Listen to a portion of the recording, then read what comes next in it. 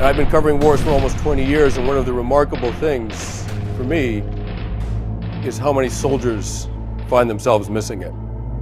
How is it someone can go through the worst experience imaginable and come home, back to their home and their family, their country, and miss the war? How does that work? What's it mean? Dear Evelyn, what makes our society so hard to live in? The answer is loneliness. In Tribe, Sebastian Junger documents the odd pattern of early colonial settlers in America. When captured by the tribal Native Americans, then later set free, they almost always wanted to return to the tribal community that had kidnapped them. Benjamin Franklin himself documented with disbelief the frequency with which these re-civilized people were disgusted with the Western way of life and took the first opportunity to escape.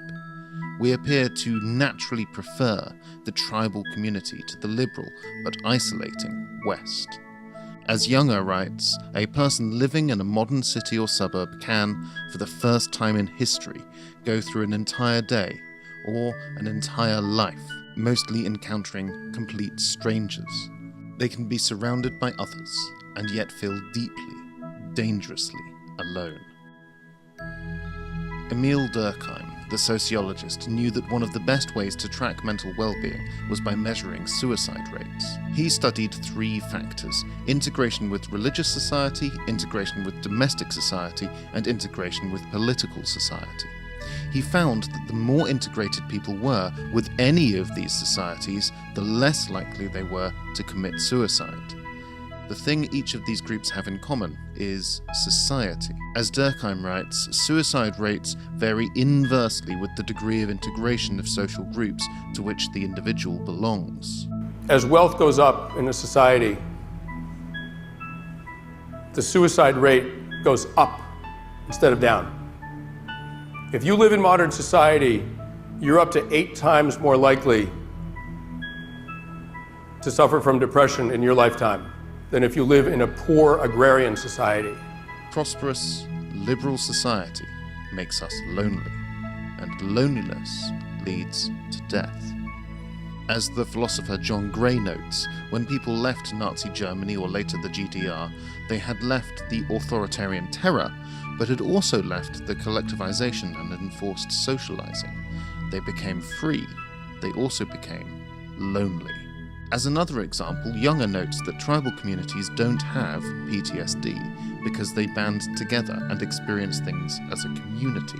PTSD is a result not of trauma, but of returning to an isolating and uncaring civilization.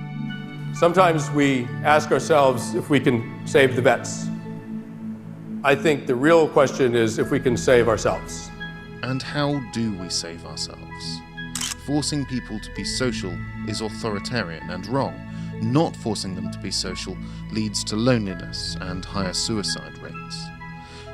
Perhaps a start would be to reaffirm friendship. We need to specialize in it.